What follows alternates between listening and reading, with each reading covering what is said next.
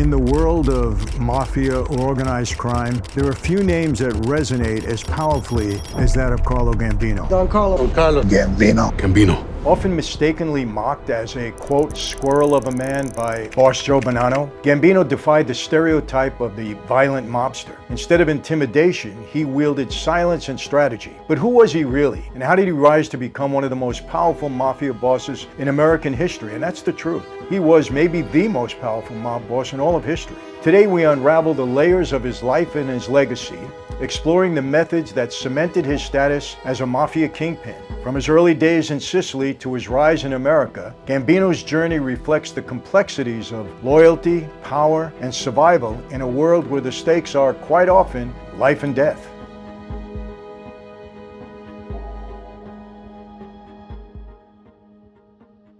You know, ever since we put this tapestry behind me, the portrait of all what I thought were the 50 most prominent mob guys throughout American history, I would say, people have been asking me about it. I had promised you that I would be talking about all 50 of these men, other than myself. I'm not gonna do that, or my dad. But the other 49, you know, I had promised you that I'd talk about each one of them separately and kind of give you a history of them, because they all have their own history, they all have their own story, they were all pretty dynamic in a different way. Obviously, I don't know everybody, I don't know all of their stories. I am familiar with the names, of course. I've met many of them that are in that tapestry behind me. So I think it'll be interesting to you if I go in depth to many of the men that are on there. And we'll see if it's really interesting, we'll do them all. And I'm gonna start with the guy who I think is one of the most prominent on the list for sure. And that's because the way he managed his family. And that's Carlo Gambino. He was a gangster, real old school type. He was a big deal. He did it the right way. He stayed in the shadows. He was a very unassuming guy. He wasn't flashy at all. He didn't want the FBI to even know who he was. He was very careful the way he presented himself, even within his own circles. He was extremely strategic, very shrewd. If you look at him walking down the street, you wouldn't think he was anybody special. I had the pleasure of meeting him one time. I was introduced to him by my dad. I was a kid. This was in the 60s. My dad took me with him on a drive to his house in Massapequa. And my dad introduced him as Mr. Gambino, and he shook my hand. He was very nice, like an elderly man. But that was it. I never had any business with him. He died in 1976. I had just gotten married in 75, so there really would be nothing for me to do with him. But obviously I knew of him, I knew of his reputation. He ruled over the most powerful mafia family in the country. And it was his doing. He formed it, he managed it, and he made it thrive. Gambino was born in Palermo, Sicily. He was born in either August or September of 1902. We don't really know when. I'm not sure if he knew when. But he grew up in a world that was ruled by the mafia in Sicily. I think we all know that. I mean, very prominent in Sicily back then and even now. His family's connections in the underworld set the stage for his future. From a young age, he witnessed the intricacies of power and influence in Sicilian society. His upbringing instilled in him a keen sense of survival and ambition, which would later inform his approach to crime and leadership in America. The harsh realities of life in Sicily, marked by violence and betrayal, taught him early on that trust was a rare commodity. It would shape his philosophy of business and relationship for years to come. He was just 19 years old when he was smuggled into America. He didn't come here the normal way. He was actually hidden among crates of lemons and olive oil. Imagine that. But thanks to his family ties, he was able to bypass the harsh realities that most immigrants faced at that time. It wasn't like today, where you just crossed the border, you got in, people paid for you, you got, you know, credit cards and all of that. No, it was different coming into the country back then. It was the way it should have been. His arrival in New York in 1921 marked the beginning of a new chapter in his life, where he would quickly adapt to the bustling, ruthless environment of the mafia or organized crime here in America. But he adapted, and this adaptability would prove crucial as he navigated the challenges of establishing himself in a foreign land. He didn't know America. The immigrant experience of hardship and resilience would fuel his ambitions, allowing him to empathize with others seeking success in a land of opportunity, even if it meant taking morally ambiguous paths. The 1920s were a time of prosperity for Gambino as he worked under the infamous Giuseppe Masseria. You know who he was. And I tell you this, people, all the time, who made the mafia strong in America? It was the government, with prohibition. Before that, they were just a bunch of guys trying to make a living, doing what they had to do. Prohibition, that's what made the Mafia begin to get strong in America. His initial involvement in the bootlegging trade provided him not only with financial gains, but also critical connections within the Mafia, within the underworld. However, the criminal landscape was very volatile back then. Guys were fighting with each other, they were killing each other in the streets. This was before the commission, before Luciano organized everything. There's a lot of stuff going on. The Castellamorese War ignited fierce rivalries. It forced Gambino to really hone his skills in negotiation and strategy as he fought for survival and dominance in this cutthroat environment. And cutthroat it was. This was the era of Al Capone and everybody else during that time. They were killing each other in the street. You remember the drive-by shootings with machine guns? They invented drive-by shootings back then. You know, these gangbangers just picked it up, but they invented it. His ability to read people and situations allowed him to make strategic alliances. He leveraged relationships to ensure his safety and his ascent in an era when loyalty was often a very fleeting concept. Again, there wasn't a lot of loyal people back then. They went where the money was. A lot of people killing each other back then. It was tough. And now you got a family that's loyal to you. And that loyalty is more important than your own life.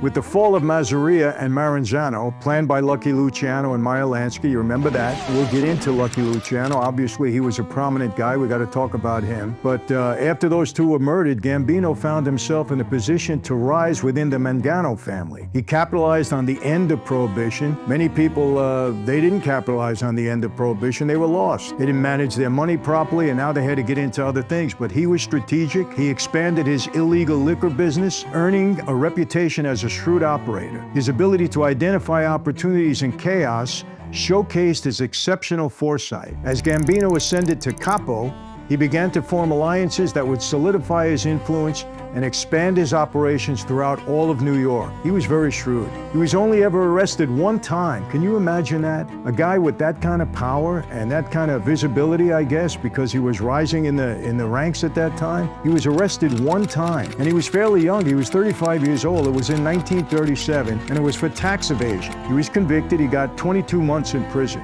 Nothing. This would be amongst the shortest sentences of a man of his reputation would ever serve, as he strived to remain forever in the shadows. He was so smart in that regard. He wanted to stay away from both law enforcement and his enemies alike. He had a lot of self-control, and this self-control pattern of behavior, resulting in a very beneficial strategic expansion, was not merely opportunistic. It demonstrated his deep understanding of market dynamics and the importance of staying ahead of his competitors, setting the stage for his eventual takeover of the family. You know, in that life, you got to be very observant. You got to know everybody that's around you. You got to know their character. You got to know their moves. You got to know their likes and their dislikes if you're going to rise in the family.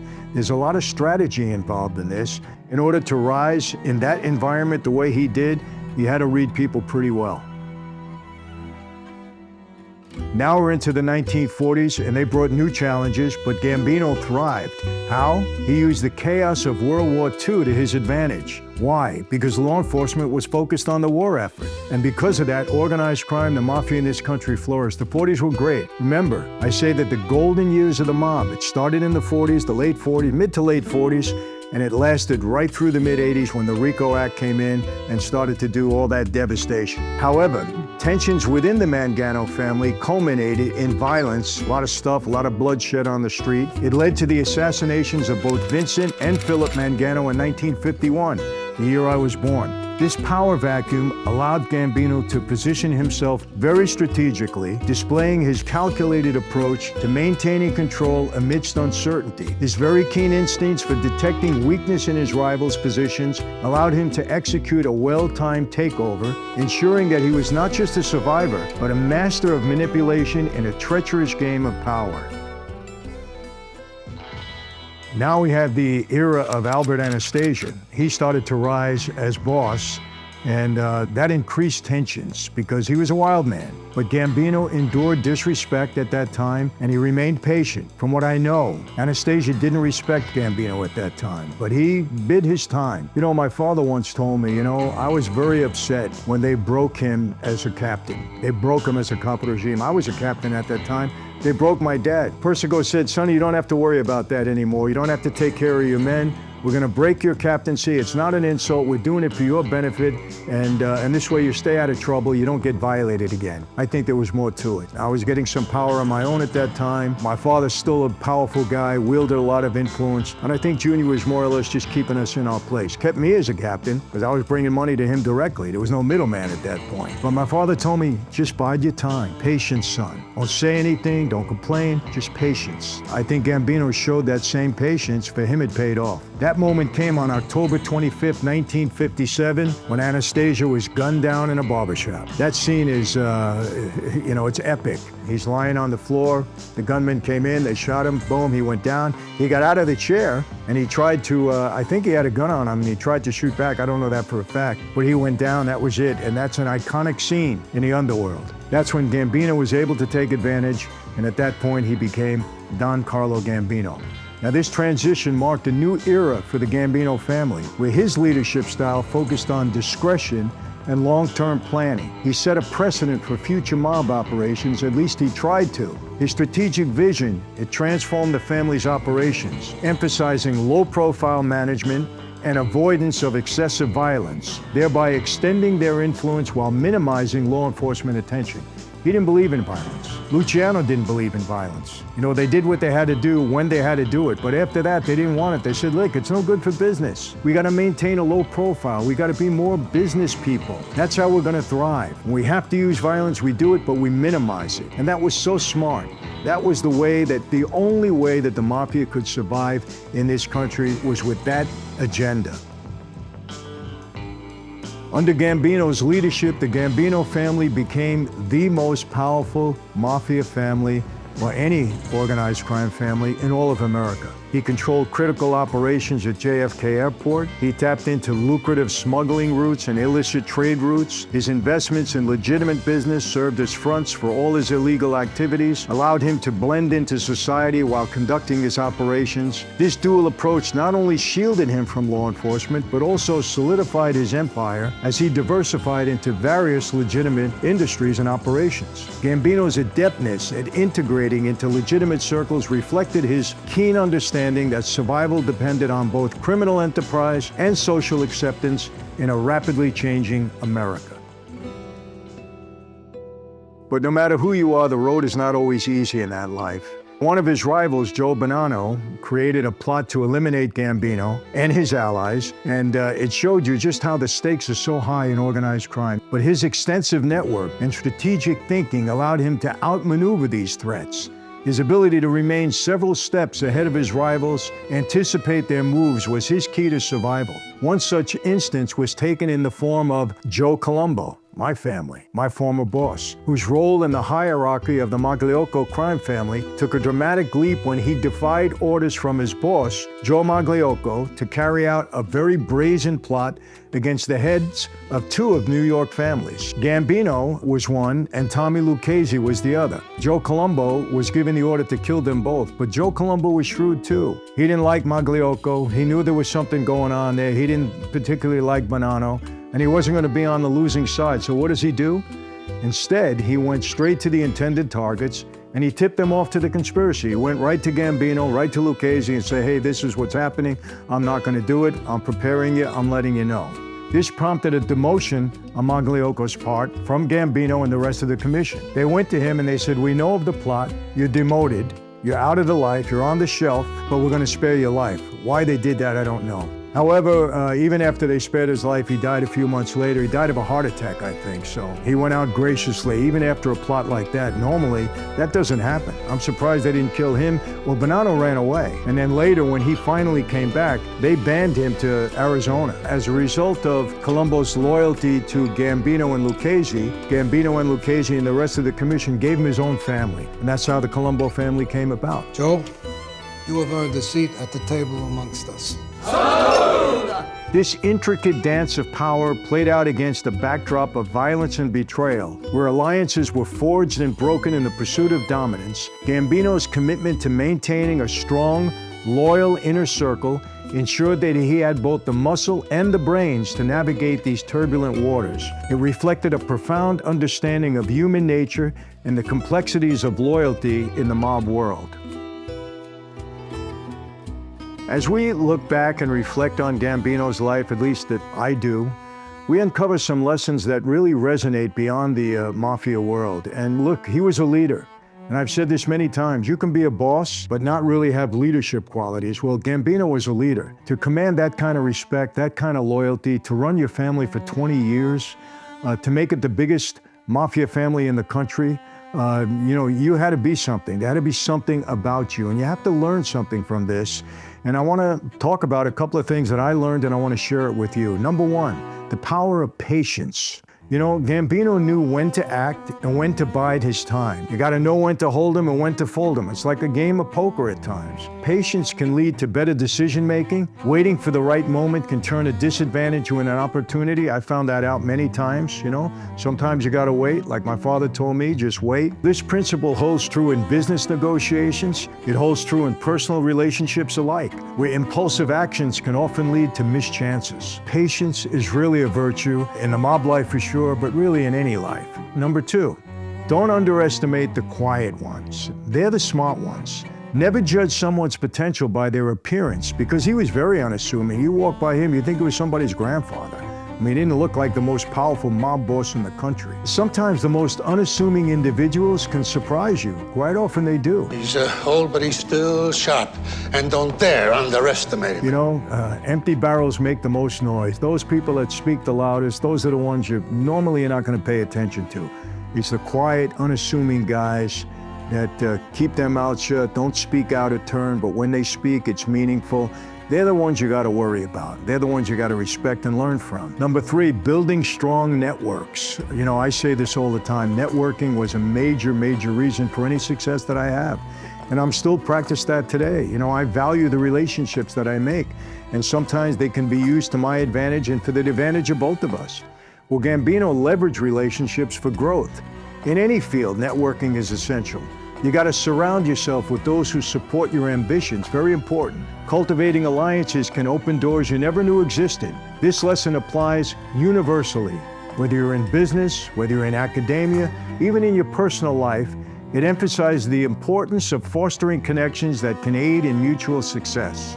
Number four, adaptability in adversity. Gambino thrived in changing circumstances, whether it was during Prohibition, whether it was in World War II. His flexibility, his innovation were key traits in overcoming his challenges. Those who can pivot quickly often find success where others are going to fail. This adaptability is very crucial, especially in today's very fast-paced world, where unexpected changes, they can either make or break they can break you or break your career. Number five, stay true to your principles. Despite the chaos around him, what did Gambino do? He maintained a code of conduct. Upholding your values can lead to trust and respect no matter the environment. In a world of shifting morals, integrity can be a powerful asset. Look at how our morals have shifted in this world, from the progressives to the conservatives to those in the middle. We have shifting values all the time. Remain committed to one's principles often attracts loyal followers and strengthens one's position in any field that you're in. As Gambino aged, he even more so retreated from the public eye. He still managed his empire, but he managed it from the shadows. By the time he died in 1976, he died of a heart attack. He died in his bed, in his home, in Massapequa. But at that time, the landscape of organized crime, the Mafia in America, had begun to shift very significantly. The FBI, they intensified their focus on the Mafia. My dad, major target. By the time Gambino died, my father was already convicted and doing a 50-year prison sentence. But there were new players. You know, the rise of new players indicated that there was a changing of the guard. But Gambino's legacy, it really endured. It influenced how organized crime would evolve in the coming decades. And you know, unfortunately, a lot of people didn't listen to him. If they would have followed in his footsteps, if they had his management style, stayed in the shadows. Of course, look, you know, everybody has their own personal assets, and Gambino was very smart. Maybe everybody wasn't as smart as him, but there were some smart people. But if they would have really followed his lead, the Mafia would have survived better in this country. Or maybe that's a bad thing. but that's the truth. But I also have to say this, he was fortunate that the RICO statute hadn't been put in place because he might have been victimized by that. Even guys that tried to keep a low profile, when the RICO statute came in, it was difficult. It really was. But I think Gambino might have been one that would have survived that. I really mean that, because he was that shrewd and he didn't want to be noticed. It was like the Chin, but Chin was obvious by trying not to be noticed, by, walking the streets as he did. He did it for 30 years, but it caught up with him in the end. Gambino, his methods of discretion and subtlety became a template that very few rising mobsters would emulate later on, especially after his very controversial decision to name Big Paul Castellano as the new boss of the family. And he did it on his deathbed. It was kind of like a last-minute decision. I don't know if anybody expected that. But what happened? It would sow the disgruntled seeds of a rising star in the Gambino family, and we know who that is. One would live his life in the tabloids, and that resulted in, later on, his conviction and his life sentence, and he became a major target. I don't have to say anything more. We know his name. It was John Gotti, the Teflon Don, the Dapper Don. Ricardo, this is John Gotti. That was a guy who didn't follow in Gambino's lead. I don't blame John for that. John was who he was. He made no bones about it. Was John Gotti's style an advantage to either himself or his family? I don't think so. It would have been much more to his advantage had he stayed in the shadows like Carlo Gambino. Might have been more difficult for him because of the timing. Who knows? Joe Colombo, you can say the same thing. I admire Joe Colombo. He was a mentor to me after my father went away. I loved the guy, loved his family. He was the boss of the family. And do you get out in the open like that with the Italian-American Civil Rights League, especially when the FBI was so focused on all of our families in New York, all of our families throughout the country at that time? Wasn't a good idea. Carlo did it right, did 22 months in prison, and ran the most powerful family in the country. So, Carlo, this is kind of my tipping my hat to you, I would say. Hopefully you all enjoyed it. Next one up will probably be Joe Colombo, either Joe Colombo or Frank Costello, one of those two. I admired both of them. Let's see how you like this one, and we'll take it from there. And same way, people, how do I always leave you? Never gonna change. Be safe, be healthy. God bless each and every one of you.